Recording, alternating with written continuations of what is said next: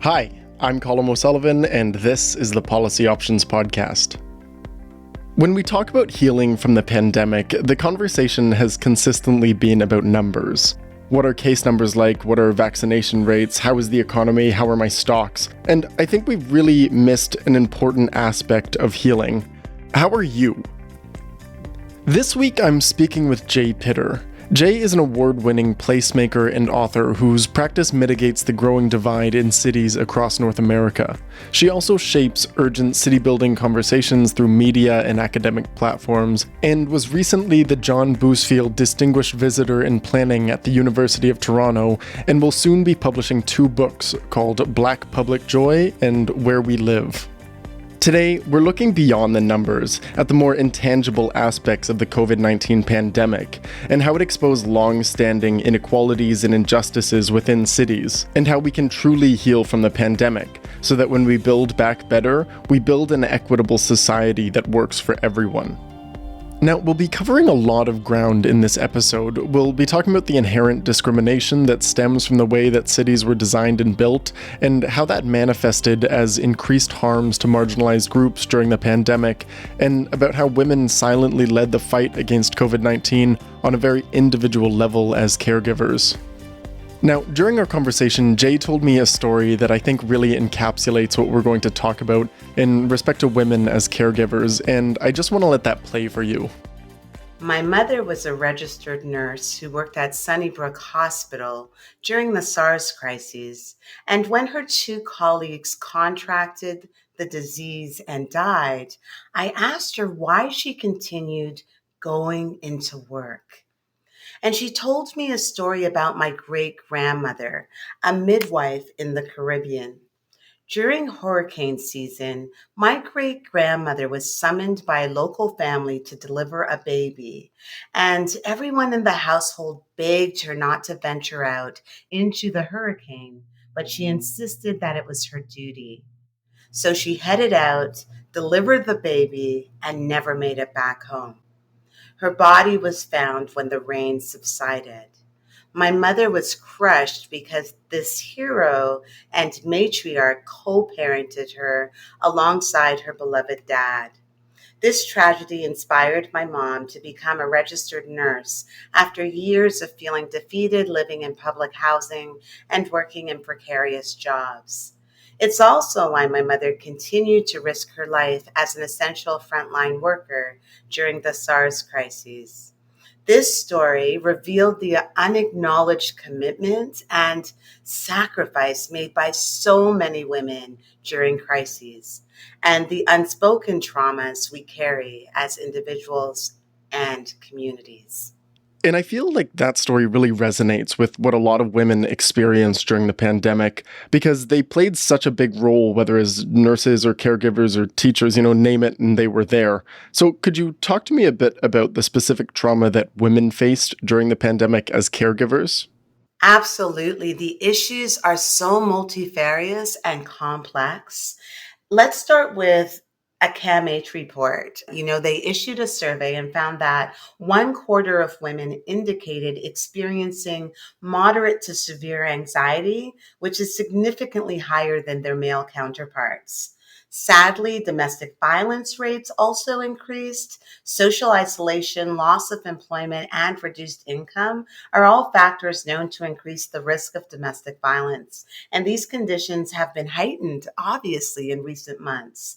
And just over half of responding victim services reported an increase in the number of victims of domestic violence they served between mid-March and early July. We also have data across the country showing COVID-19 hotspots, which are unsurprisingly centralized in low income, racialized communities where households are generally led by single women. We also know that the vast majority of low wage essential workers, such as women working in long term care homes, women working in social service organizations, and women working in grocery stores and factories, were not afforded the physical and psychological respite of distancing. They also don't have adequate benefits or a decent living wage to access mental health services. So naturally, they are disproportionately burdened. During this time, Asian women and their small children were targeted and attacked because COVID was recklessly characterized as an Asian disease. And Black and Indigenous women, who've historically been on the forefront of rights based movements and community care movements, have also faced a lot of disproportionate burden and stress. And Combe, I would be remiss if I didn't mention the fact that this research is really narrowly framed and somewhat inequitable because it doesn't explicitly recognize a gender spectrum. And what I mean by that is that we haven't talked about gender diverse women and trans women. And so if we're really trying to get to the core of the impacts faced by women, we really need to do a better job framing and collecting that type of data as well. And I mean, so much of the violence that women experience stems from the fact that we live in such a patriarchal society that maybe praises male dominated work more. And we see this in the way that we talk about male dominated fields as being heroic and brave. But it took a pandemic for us to realize that women led spaces like nursing is heroic as well. So, what can we do to recognize the unique harm that women experienced during the pandemic? And how can we build a society that gives space for women to heal? I really appreciate this question, Combe. I intentionally referred to my great grandmother, who was a midwife, as heroic. I referred to my mother, who is now a retired registered nurse, as heroic.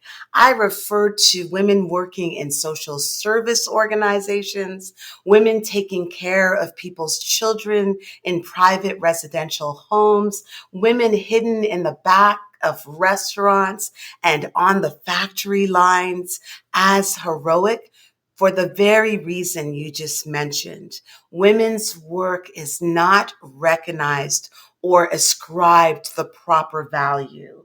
And so one of the things that we can do right away is by positioning that work as heroic and essential. Another thing that's super practical that we can do is mitigate the gender income gap and actually pay us what we're worth.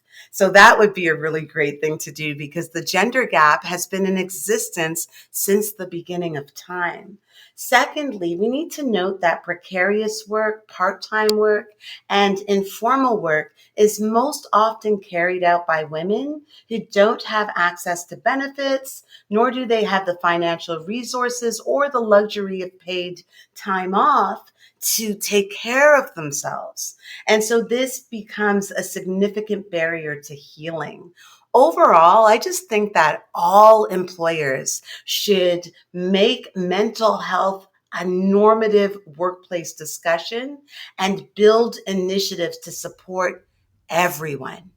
hmm And I mean, where people work and where people exist are inseparable, really, because the space that people take up impacts them on a day-to-day basis, the areas that they live in. Can you explain the idea of place-based trauma and how this presented itself during COVID-19? So, Colm, when I talk about place based trauma, I'm essentially talking about something referred to as community trauma or collective trauma. There is a research analyst named Lauren Weisner, and she offers an excellent definition of community trauma. So she says that community trauma is, quote, an aggregate of trauma experienced by community members or an event that impacts a few people but has structural and social traumatic consequences. And she has this really holistic definition of community, which I really appreciate. And so she says that community can be defined geographically, so for example, a neighborhood, virtually online communities where people have shared identity, or organizationally. So something like a place of worship or neighborhood association. In my own research, practice, and policy work, I've found that place-based trauma is indeed situated in community. And so this form of trauma is rooted in historic and ongoing structural inequities such as racism, gender-based discrimination, poverty, forced displacement and gentrification, place-based divestment, and cultural erasure. And these issues are the very issues experienced by equity and sovereignty seeking groups disproportionately impacted by COVID 19. So that's a really important thing to note. This correlation isn't accidental. It is historic and continues today. And the examples that I see in my practice include things like the presence of Confederate monuments, police and resident profiling, displacement due to gentrification, cultural erasure, sites stained by gender-based violence, gun violence, and even just when working in communities where large numbers of people feel like they don't belong. And I want to pick up on something you mentioned there about the presence of Confederate monuments, because I think in the Canadian context, we see it in a more colonial context, and we have very physical reminders of our own injustices. And I'm thinking especially of residential schools, especially since they're so often placed in or around Indigenous communities. And I think we often minimize that. You make a good point, Colm, because as Canadians, we often dismiss, deny, or minimize our own legacies of place-based violence and resulting trauma. Now, I'd like to talk more about place-based violence because I grew up in a very small town and I stayed there for about a month at the start of the pandemic. And my experience in a small town was very different than it was in the city. Because in the city, there was less outdoor space, it was more crowded, it was more policed. And I wonder if you could talk about the impact that cities had on marginalized communities during the pandemic. So many of my urbanism colleagues are miffed when I raise this point, but density is a part of the issue. Now, certainly not all density. As an urbanist myself and an environmentalist, I know that density is the only way forward in terms of the climate crises and building social cohesion. However, all density types are not equal. So if we look at individuals living in downtown condos with beautiful green space, amenities, and extra suites where they could physically distance, they fared far better than residents living in low income communities without similar amenities and dignified living space. Policing is another big issue. We witnessed the lynching of a Black man in a bike lane in 2020. I will never forget or heal from that for the rest of my life. There's also more demographic diversity in cities than ever before. And don't get me wrong, diversity can be a beautiful thing. But in crises, when people are anxious and afraid, difference can become a serious point of contention and risk.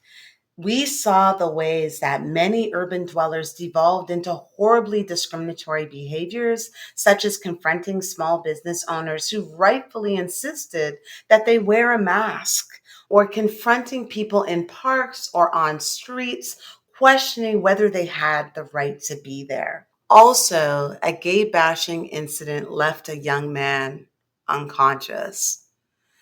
And as a Black woman who was co parented by an Irish Canadian gay man, this is another incident that I will never forget or heal from. And I think that's really something that we've seen reflected, that this increased societal anxiety has really led to these hate-filled outbreaks. Could you talk a bit about how the COVID-19 related trauma is unique to other forms? Colm, before I do that, let's unpack this idea of fear and hatred. So I would say that every human being who is afraid of difference is not necessarily hateful. And It is also true that we do live among hateful people, and we shouldn't negate or minimize that fact either. We have to directly confront hate and acknowledge that Canadian society does have elements of hate. Mm-hmm. And you were asking me what was unique about COVID 19. So, first of all, to your point, it made some people who would otherwise behave in rational and reasonable ways behave otherwise because of fear. Mm. I would also say that COVID 19 related trauma isn't particularly new or unique for people from equity and sovereignty seeking groups.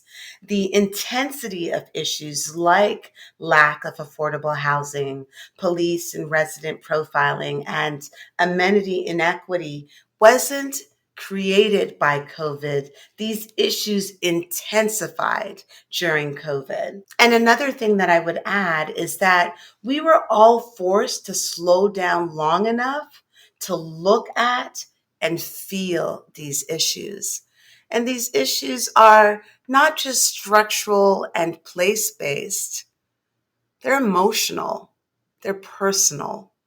And so, of course, many of us, regardless of race or class or gender, felt things more deeply. I know I did. Another important aspect of this is the idea of spatialized anti-blackness, which is how our cities were built on racist and discriminatory laws and urban policies. So could you talk a bit about that and how those rules manifested in increased harm to racialized and marginalized groups during the pandemic? So, Colm, during the pandemic, I taught a course called Engaging Black People and Power.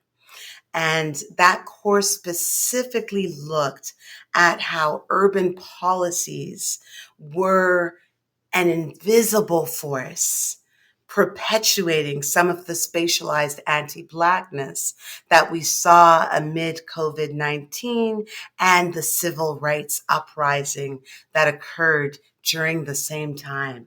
It's been an intense time for my cultural community. And so I noted that Cheryl Harris, a legal scholar, explains that enslaved individuals of African descent became propertized human life, governed under both private property and constitutional laws. And like all forms of property, these commodified human beings could be, quote, transferred, assigned, inherited, or posted as collateral, end quote. This state sanctioned violation created the foundation for legal and quasi legal urbanism policy that continues to perpetuate the exploitation of Black labor, restriction of Black bodies, and denial of dignified and joyful space for Black lives to flourish. So it isn't surprising that we witnessed what we witnessed Mm-hmm. with regards to George Floyd and so many other individuals. It's a heartbreakingly long list of individuals.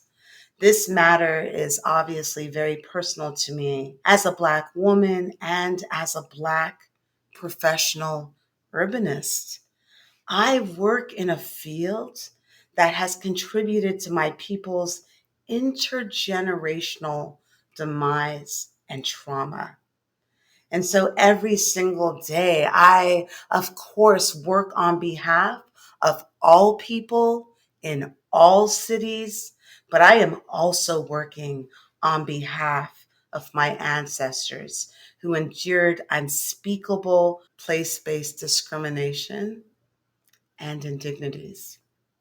I'm just so grateful that they survived those things so that I could be here to play just even the smallest role in creating change. Colm, more broadly, urban policies guide the geographic, economic, and social growth of all of our cities. They have numerous articulations in municipal codes, official plans, orders, zoning bylaws, and ordinances. These policies are, as I mentioned before, invisible, but they're a powerful force that shape the lives of all urban dwellers in both positive and adverse ways. And when this force isn't intentionally directed toward our social good, equity and sovereignty seeking groups are most impacted. And in addition to Black communities, there are naturally a number of other groups who are impacted by these urban policies. They include women who are navigating cities fundamentally designed for men. A lot of people don't know that space itself is gendered. The city was conceived as a place for economic prosperity, adventure, and free mobility. It is coded for men. It is designed and programmed for men. The home, a space conceived as being the hub of domestic affairs, child rearing, nurturing the family. That space was designed for women. And so today we continue to have a number of gender-based policies and placemaking practices that disadvantage women and gender diverse individuals. Another equity seeking group that is important to mention is, of course, disabled people. Just as cities have been designed by and for men, cities have also been designed by and for able bodied people. And so historically, cities were not places where people wanted to share space with, commune with, learn from, share joy with disabled people. At one point in history, the presence of disabled people was viewed as a vulgarity or profoundly uncomfortable.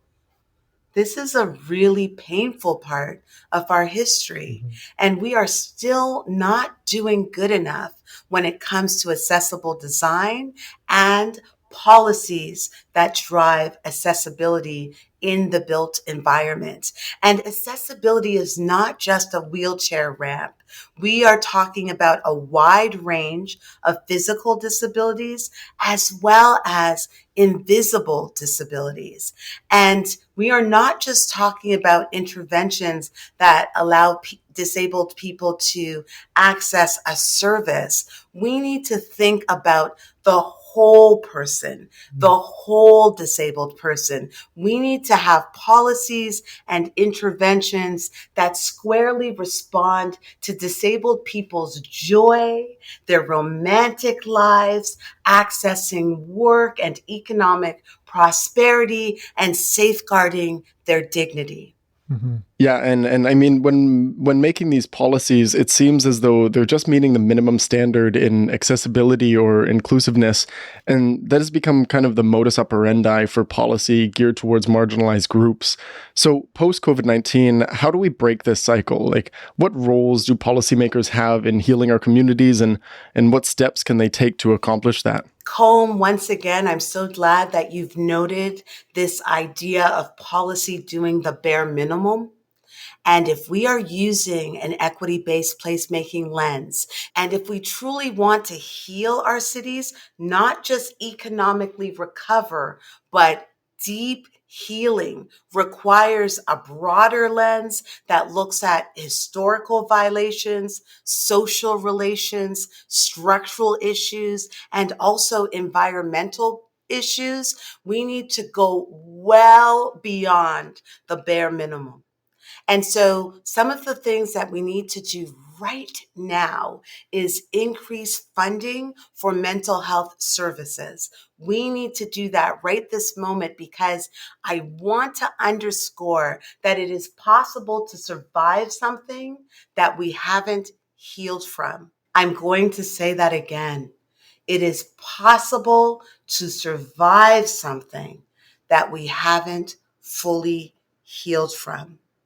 And we need to move away from survival mode and get into deep healing mode. So those mental health care investments at the hyper local level, putting those monies in the hands of racialized people, women, people who organized informal community care initiatives, also directing it to our essential workers on the front lines, is indeed imperative. In fact, a report shows that up to 2.5 years after SARS, people were still recovering from the trauma that was caused during SARS. So we may have a vaccine for the virus, but we don't have a cure for everything that we've endured across cities.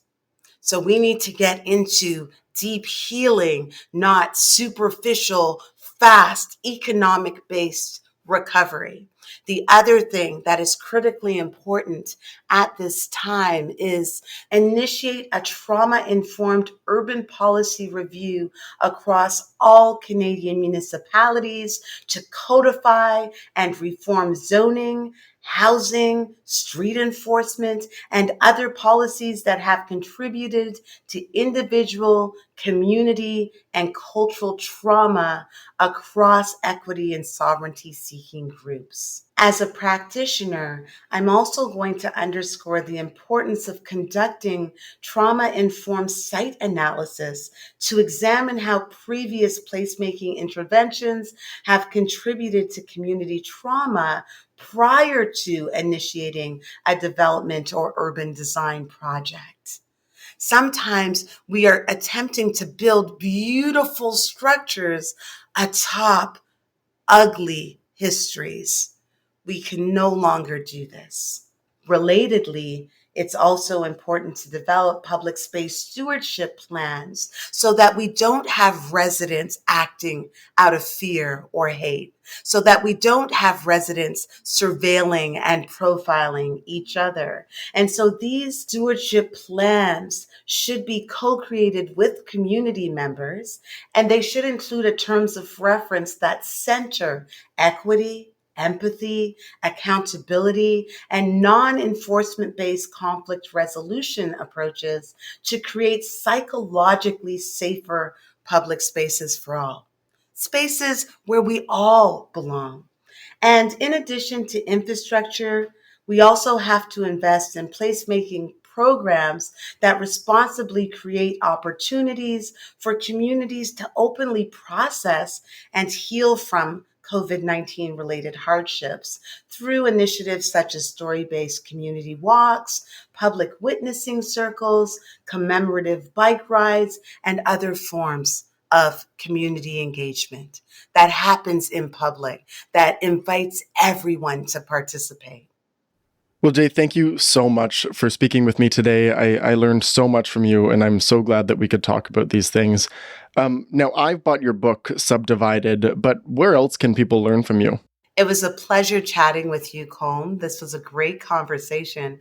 And thank you for picking up Subdivided. That's great. Plug for the book. Subdivided is a very special project. It was co-edited with my colleague, John Lorink, and it contains so much brilliance from all of the contributors. And if folks are looking for my work, they can find me at jpitter.com. I do quite a bit of writing, so that's online. And I'm currently a senior fellow at the Canadian Urban Institute. So you can find me across a number of places and platforms. Thanks, Colm. I want to say thanks again to Jay Pitter for speaking with me today. If you would like to get in contact with us, you can do so on social media under the handle IRPP. And if you would like to get in contact with me, you can do so on Twitter at Colm F. O'Sullivan. That's COLM F. O'Sullivan. Thanks again for listening.